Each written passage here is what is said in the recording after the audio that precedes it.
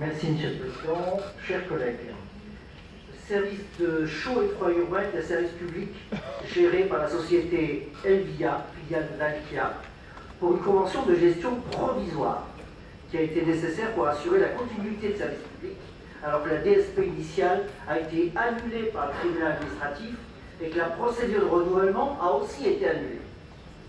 Jamais un dossier n'a connu autant de rebondissements juridiques allant jusqu'au Conseil d'État, et cela fait plus de 10 ans que ça perdure. Aujourd'hui, nous nous engageons dans le énième épisode du feuilleton du chauffage urbain. La nouvelle DSP qui est lancée concerne partiellement les communes de Lyon, Villeurbanne, Rouge, Vaux-en-Velin et Vénissieux. Nous noterons que l'extension sur la Croix-Rousse a été abandonnée pour des contraintes techniques. Contrairement à ce qu'a annoncé mon collègue communiste M. Millet, nous nous interrogeons aussi sur la situation de la commune de Vénissieux-Sud. Et, Monsieur le Président, pouvez-vous donc nous indiquer pourquoi l'infrastructure de cette commune n'a pas été englobée dans cette procédure DSP? Il convient par cette délibération de se prononcer sur le mode de gestion. Il nous est proposé de retenir une gestion déléguée sous la forme d'une concession, par laquelle le délégataire devra, outre produire, transporter et vendre l'énergie, il devra aussi entretenir les équipements et réaliser des travaux. Notre groupe approuve ce choix pour mode de délégation et nous voterons donc cette délibération. Sur ce secteur qui reste très concurrentiel et qui permet notamment de faire porter la charge d'investissement par le délégataire, même si, ne nous trompons pas, au final, c'est bien le client qui paie.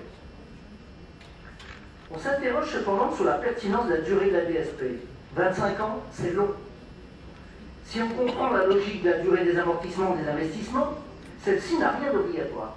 Il est nécessaire d'assurer un renouvellement régulier des DSP pour préserver la concurrence et la liberté d'accès au marché de tous les opérateurs et ne pas obérer la capacité de renégociation de la collectivité. Pour cela, nous aurions préféré une durée moins longue et étudier la mise en place d'une sourde. Sur la procédure, nous savons que la loi impose une procédure d'avis de consultation. Vous avez aussi créé un groupe de travail hors commission. Mais finalement, pour les conseillers métropolitains, ils ont découvert le contenu du rapport il y a à peine 2 semaines. Qui plus est, on nous explique qu'il faut aller plus vite, car 18 mois sont nécessaires pour la procédure de lancement de ce marché. Pour une exploitation au 1er janvier 2017, nous sommes déjà justes, Monsieur le Président. Et nous souhaitons vous mettre en garde sur ce point. Rappelons que nous parlons du 2e réseau de chaleur de France et que cela mérite à minima de la concertation et de la réflexion, comme le soulignait mon collègue communiste tout à l'heure.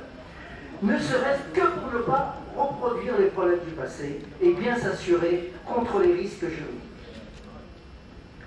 J'en terminerai par le coût du service. Pour maîtriser le coût du service et préserver un tarif compétitif, vous vous appuyez sur l'objectif d'un taux de TVA réduit à 5,5. Pour cela, vous envisagez d'assurer un taux d'énergie renouvelable à la hauteur de 60%.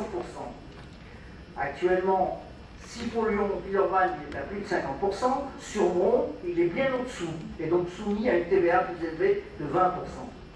Dans le même temps, vous annoncez une meilleure qualité énergétique, une amélioration du service aux usagers avec des capteurs intelligents par exemple.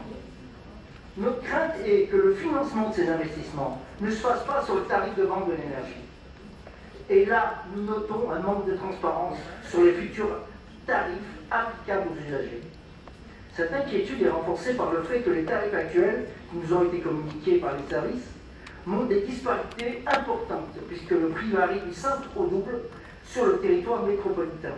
Il aurait été bénéfique d'avoir connaissance des éléments détaillés de la prospective financière dans le dossier.